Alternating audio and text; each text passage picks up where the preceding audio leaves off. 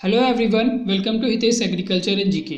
Friends, आज हम soil science का लेक्चर नंबर 3 आपके लिए लेकर आए हैं, जहां पर हम सॉइल और सॉइल प्रोफाइल के बारे में पढ़ेंगे। अगर आपको इस वीडियो का पीडीएफ चाहिए तो आप हमारा टेलीग्राम चैनल ज्वाइन कर सकते हैं, लिंक आपको डिस्क्रिप्शन में मिल जाएगा। तो आइए शुरू करते हैं। सॉइल देखते हैं सॉइल क्या होती है। तो outer layer of the earth crust is called soil. Earth की जो आउटर लेयर है, बाहरी सतह, उसे हम लोग क्या कहते हैं? सॉइल। ये हमारी फॉर्म होती है वेदरिंग ऑफ रॉक और मिनरल। जब हमारा रॉक और मिनरल्स का वेदरिंग होता है तो उससे हमारी जो फॉर्म होती है उसे हम लोग कहते हैं soil. So soil is from weathering of rocks and minerals and it is the outer layer of the earth crust where we live. अब सॉइल को हम लोग दो तरीके से स्टडी करते हैं, एक पेडोलॉजी और दूसरा एडिफोलॉजी। दोनों डिफरेंट थिंग है, दोनों को पढ़ते हैं। पेडोलॉजी में हम लोग स्टडी ऑफ ऑरिजिन, ठीक है, सॉइल की ऑरिजिन को स्टडी करते हैं, सॉइल को क्लासिफाई करते हैं और डिस्क्राइब करते हैं, उसकी प्रॉपर्टीज़ के बारे में भी पढ़ते हैं। पेडोलॉजी के हिसाब से soil is a natural body, ठीक है। यहाँ से क्वेश्चन बनता है पेडोलॉजी और एडिफोलॉजी के हिसाब से कि पेडोलॉजी कहती है कि सॉइल एक नेचुरल बॉडी है और एडिफोलॉजी कहती है soil is a natural habitat. तो ये दोनों पॉइंट आपको रिमेंबर रखना है, ठीक है, कि सॉइल एक is a natural body according to pedology and according to edaphology soil is a natural habitat. अब एडिफोलॉजी देखते हैं क्या होता है। Study of soil from the standpoint of higher plant, ठीक है। प्लांट के कंपैरिजन में अगर हम सॉइल को स्टडी करते हैं तो वो हमारा कहलाएगा एडिफोलॉजी। एग्जाम्पल समझिए, फॉर एग्जाम्पल अगर फार्मर हमारा सॉइल को स्टडी करेगा प्लांट के कंपैरिजन में, प्लांट को लेकर स्टडी करेगा तो वो हमारा कहलाएगा एडिफोलॉजी। अगर कोई इंजीनियर है, ठीक है, उसे कोई चीज़ बनाना है कहीं पर तो वो सॉइल को स्टडी करेगा, ठीक है, सॉइल के बारे में जानेगा तो वो हमारा कहलाएगा पेडोलॉजी, ठीक है। तो इंजीनियर अगर स्टडी कर रहा है सॉइल की तो वो पेडोलॉजी कहलाएगा, अगर फार्मर स्टडी कर रहा है तो वो क्या कहलाएगा? Edaphology. Edaphology studies various properties of soil in relation to the plant production, ठीक है। प्लांट प्रोडक्शन में क्या चीज़ चाहिए क्या नहीं चाहिए उसके हिसाब से अगर हम सॉइल को स्टडी कर रहे हैं तो वो हमारा कहलाएगा edaphology. According to edaphology soil is a natural habitat. तो ये दोनों पॉइंट रिमेंबर रखना है कि pedology, according to pedology soil is a natural body and according to edaphology soil is a natural habitat. इसके बाद देखते हैं रेगोजोल क्या होता है। Any soil of azonal order without definite genetic horizon, ऐसी सॉइल जहाँ पर कोई डेफिनेट जेनेटिक हॉरिजन नहीं होता है या हॉरिजन नहीं प्रेजेंट होते हैं उसे हम लोग कहेंगे रेगोजोल, ठीक है। अब देखते हैं ऑर्गेनिक सॉइल क्या होता है और मिनरल सॉइल क्या होता है, ठीक है। तो ऐसी सॉइल जहाँ पर एटलीस्ट 20% मीन्स कम से कम 20% ऑर्गेनिक मैटर हो उसे हम लोग कहेंगे ऑर्गेनिक सॉइल। यहाँ पर ये हमारा लो क्ले कंटेंट सॉइल के लिए है और जहाँ पर हाई क्ले कंटेंट सॉइल है वहाँ पर हमारा ऑर्गेनिक मैटर एटलीस्ट 30% होना चाहिए। तो दोनों समझ लीजिए कि जहाँ पर अगर कोई सॉइल हाई क्ले कंटेंट है तो वहाँ पर 30% अगर हमारा ऑर्गेनिक मैटर है तो हम लोग उसे ऑर्गेनिक सॉइल कहेंगे। अगर कोई सॉइल हमारी लो क्ले कंटेंट है, अगर वहाँ पर 20% ऑर्गेनिक मैटर है तो उसे हम लोग ऑर्गेनिक सॉइल कहेंगे। देन इसके बाद देखते हैं mineral soil. Soil having less than 20% organic matter is called as mineral soil. ऐसी सॉइल जहाँ पर 20% से कम ऑर्गेनिक मैटर होता है उसे हम लोग कहेंगे मिनरल सॉइल। नेक्स्ट है लॉ ऑफ मिनिमम, बहुत इंपॉर्टेंट लॉ है, ठीक है। किसके द्वारा दिया गया था? वॉन लेविग के द्वारा 1840 में। तो ये आपको ईयर भी याद रखना और किसके द्वारा दिया गया है लॉ ऑफ मिनिमम? वॉन लेविग, ठीक है। इसे हम लोग लेविग लॉ भी कहते हैं। तो लॉ ऑफ मिनिमम कहता है कि अगर हमारा कोई एक इसेंशियल एलिमेंट, ठीक है, डिफिशियंट हो जाता है तो जो प्लांट की ग्रोथ होती है वो अफेक्ट कर जाती है, मीन्स प्लांट की ग्रोथ होती है वो पुअर हो जाती है। Even all other essential elements are present, ठीक है, एबुडेंट हो। अगर हमारा एक कोई इसेंशियल एलिमेंट अगर डिफिशियंट है तो जो प्लांट की ग्रोथ है वो पुअर हो जाएगी, चाहे हमारे जितने भी जो इसेंशियल एलिमेंट है वो प्रेजेंट हो। तो हमारा मतलब, कहने का मतलब, सभी एलिमेंट अगर प्रेजेंट होंगे प्लांट में तभी जो प्लांट की ग्रोथ है वो कैसी हो जाएगी? अच्छी होगी, नहीं तो प्लांट की ग्रोथ कैसी हो जाएगी? पुअर हो जाएगी। तो law of minimum simply state करता है if one essential plant nutrient is deficient plant growth will be poor even when all other essential nutrients are abundant. इसके बाद देखते हैं सॉइल प्रोफाइल। सॉइल प्रोफाइल क्या होती है? सॉइल प्रोफाइल के बारे में पढ़ेंगे, डिफरेंट हॉरिजन्स के बारे में पढ़ेंगे। A vertical section of soil, ठीक है। सॉइल प्रोफाइल क्या होती है? एक वर्टिकल सेक्शन ऑफ सॉइल होती है through all its horizon and extending into the parent material and the individual layer are regarded as horizon. अब डायग्राम में देख सकते हैं यहाँ पर खूब सारी लेयर बनी हुई हैं। एक लेयर ये हो गई, दूसरी लेयर हो गई, तीसरी लेयर हो गई, चौथी लेयर हो गई, ठीक है। तो इन सभी लेयर को हम लोग क्या कहते हैं, एक पर्टिकुलर लेयर को हॉरिजन हम लोग क्लासीफाई करते हैं, इन लेयर को कहते हैं हॉरिजन कहते हैं। यही हमारा सॉइल प्रोफाइल है, ठीक है। तो पहली लेयर हो गई ये ए हॉरिजन, देन बी हॉरिजन, फिर सी हॉरिजन, देन आर हॉरिजन, से हम लोग पेरेंट मटेरियल या बेड रॉक के नाम से जानते हैं। जो अपर लेयर होती है वो हमारी होती है ऑर्गेनिक हॉरिजन, ठीक है। क्या होती है, ऑर्गेनिक हॉरिजन। तो ये आपको याद रखना है, ये कौन सी लेयर होती है, ऑर्गेनिक हॉरिजन, जिसे हम लोग ओ हॉरिजन के नाम से जानते हैं। आगे देखते हैं डिफरेंट हॉरिजन कौन से हैं। पहला हॉरिजन है organic horizon, lies above the mineral soil, ठीक है। ये कहाँ पे, मिनरल सॉइल के ऊपर लाई करती है। Commonly in forest areas, visible in virgin soil but absent in arable soil. तो ऑर्गेनिक हॉरिजन क्या होती है, जो टॉप मोस्ट लेयर होती है वो हमारी मिनरल हॉरिजन ऑर्गेनिक हॉरिजन होती है। मोस्टली ये पाई कहाँ जाती है, फॉरेस्ट एरियाज़ में, जहाँ पर हम लोग कल्टिवेट करते हैं सॉइल पे, वहाँ पर ये क्या होती है, लेयर ऑर्गेनिक हॉरिजन हमारी एब्सेंट होती है। तो कहाँ पाई जाती है, ये हमारी फॉरेस्ट एरियाज़ में पाई जाती है, जो वर्जिन सॉइल होती है वहाँ पर पाई जाती है, और मिनरल सॉइल्स के ऊपर। इसको हम लोग A0, ठीक है, या AO कह सकते हैं, अनडिकम्पोज्ड। अगर A0 कहेंगे अनडिकम्पोज, अगर ऑर्गेनिक डेब्रिस है तो वहाँ पर हम लोग AO कहेंगे, मतलब ऑर्गेनिक हॉरिजन, जहाँ पर undecomposed organic debris, undecomposed plant material रहेगा। अगर डिकम्पोज्ड है A00, ठीक है। इसको ऑर्गेनिक को हम लोग दो पार्ट में क्लासीफाई किए हैं, A0 एंड A00। तो A0 क्या होगा, जहाँ पर अनडिकम्पोज्ड ऑर्गेनिक मटेरियल प्रेजेंट होगा, और जहाँ पर डिकम्पोज्ड ऑर्गेनिक मटेरियल प्रेजेंट होगा उसे हम लोग क्या कहेंगे, A00। इसके बाद देखते हैं ए हॉरिजन, मिनरल हॉरिजन, इसे हम लोग मिनरल हॉरिजन कहते हैं।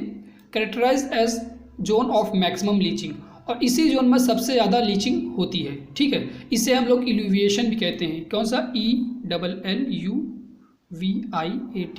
ठीक है, इल्यूविएशन, मैक्सिमम जोन ऑफ इल्यूविएशन, ठीक है। इल्यूविएशन मतलब क्या होता है, वॉशिंग आउट, या जहाँ पर लीचिंग होगी उसे क्या है, इल्यूवियल लेयर कहेंगे।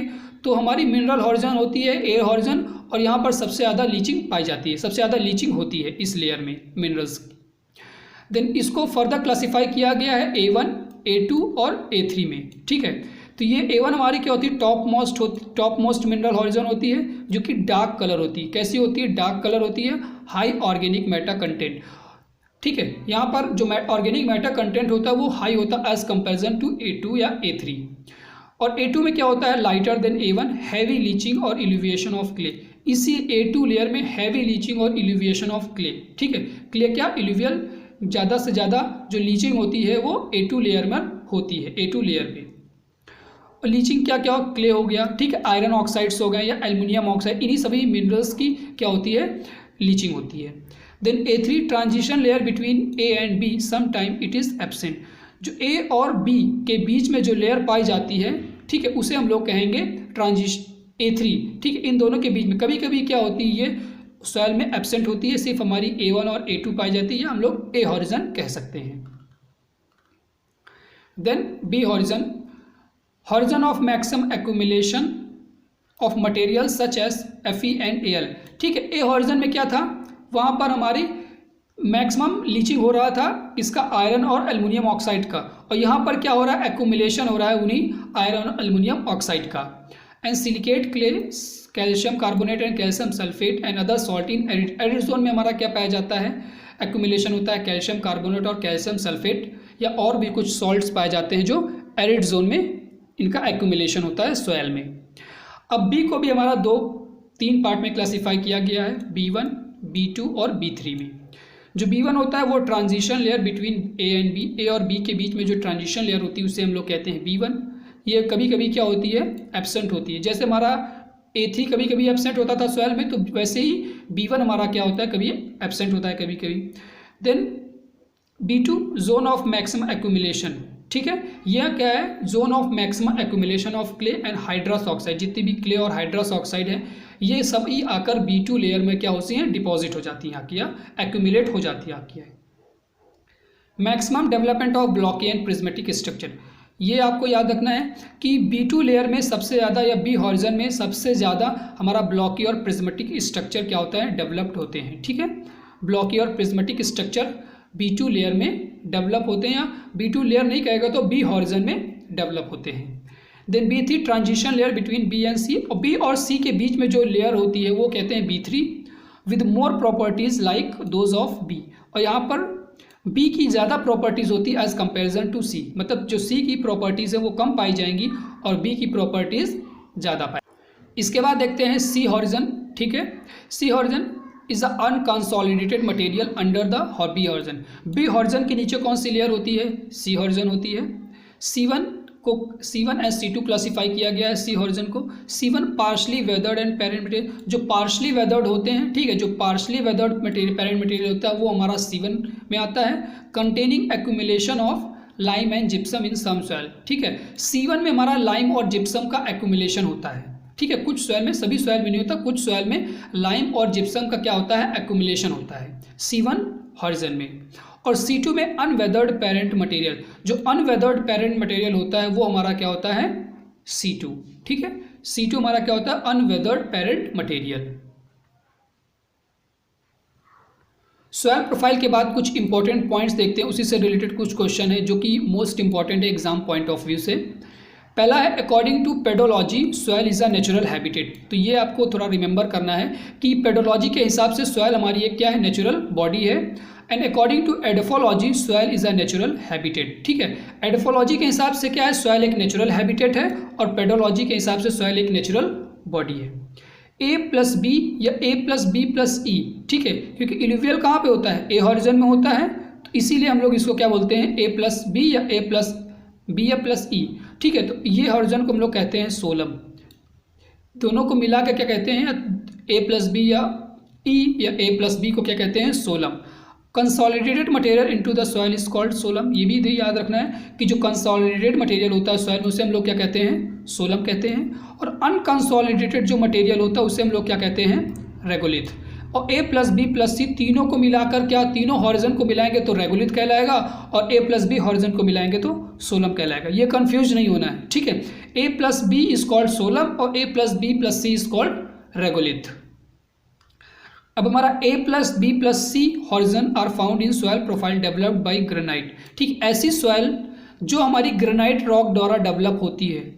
ठीक है, ऐसी सॉइल जो ग्रेनाइट रॉक द्वारा डेवलप होती है वहाँ पर A हॉरिजन, B हॉरिजन और C हॉरिजन तीनों पाए जाते हैं। तीनों सॉइल प्रोफाइल में A, B और C तीनों हॉरिजन पाए जाते हैं जो सॉइल हमारी ग्रेनाइट रॉक द्वारा डेवलप होती है। तो ये पॉइंट आपको थोड़ा सा रिमेंबर रखना है।